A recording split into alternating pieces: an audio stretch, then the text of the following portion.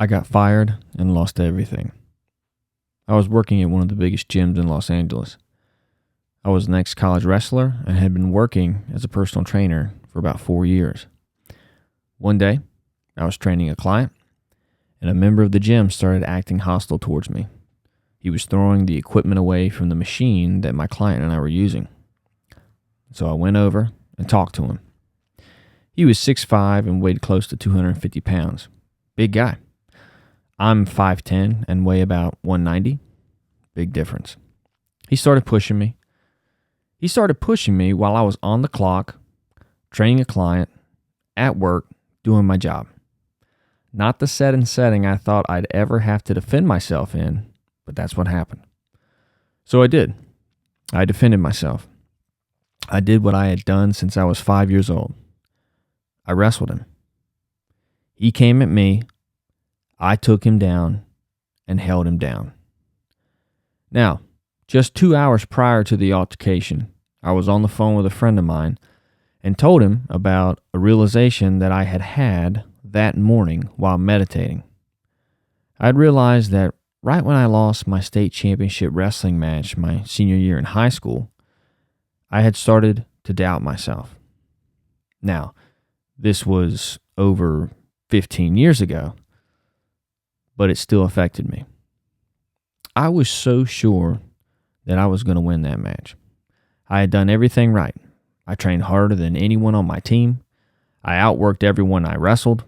I was undefeated the whole year. I was 59-0 going into that match. I was going to win. But with 1 minute left in the match, I was illegally choked unconscious, rolled over, and pinned in the middle of the Coliseum at Wake Forest University. I did not win. I lost. I was wrong. And then I started questioning myself like I never had before. My belief in me was tainted. I never calculated for this scenario. I was not aware of the possibility of this outcome. I was put in a chokehold in a wrestling match, where that is illegal. But being so determined to not quit, I didn't even acknowledge that something wrong was going on. I just clenched my jaw and took it like every moment of every match before. On this phone call with my friend, I told him I needed to stop second-guessing myself and not allow that one match to determine how I react to everything. I had to start trusting my decision-making, because when I don't do that, I'm not who I should be. He agreed and gave me some words of encouragement, and so I went to work. Little did I know what was about to happen. After I defended myself at work, and we were separated, I immediately went back to training my client. I had a job to do, and I had to give my client what she deserved, which was my attention. 5 minutes into continuing my training session, I said to her, "You know what you just saw me do? That's who I am. I've done that my whole life."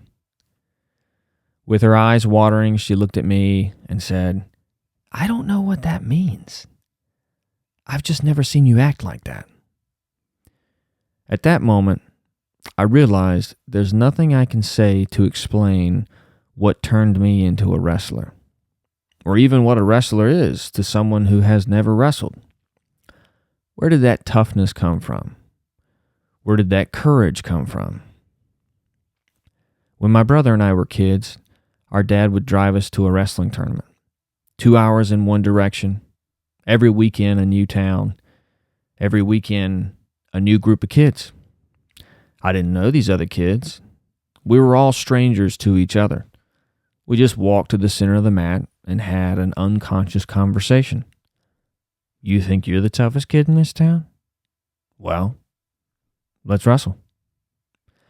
By the end of the match, we both would know the answer to the question, and we'd have a newfound respect for one another, a respect forged in combat.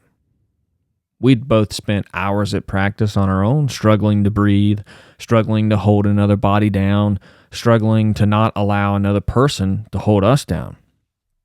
And now we've shown up here to this tournament at a random high school gym on a random weekend after spending 2 hours in the car, waking up at 6 a.m. on a Saturday. Standing on opposite sides of an old dusty wrestling mat, we both have our dads in our ears telling us, "You better not let him hold you down." You can't explain something as primal as wrestling to someone who has never done it. They have to feel it.